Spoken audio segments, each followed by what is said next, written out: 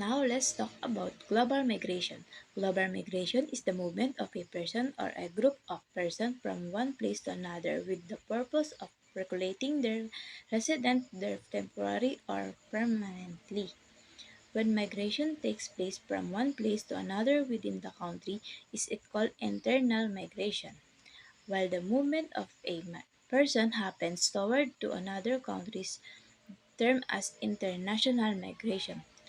But what do people move? Because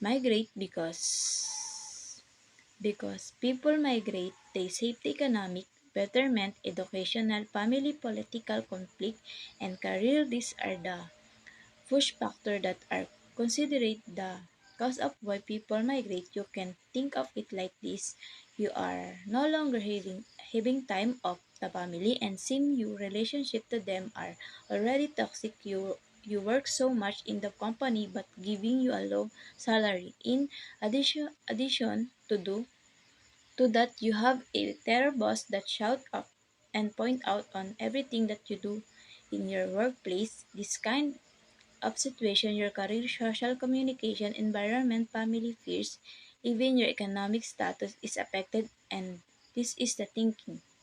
I have I have to move to another place to make better career, better boss, better salary for home, and better environment, so people mostly receive that when they migrate to another country they will have a better environment for their family, friends, better career, salary, and a better boss, and this what pull people to move to another country because they are attracted to more towards a city or a country because of social, political, economic, or environmental matters.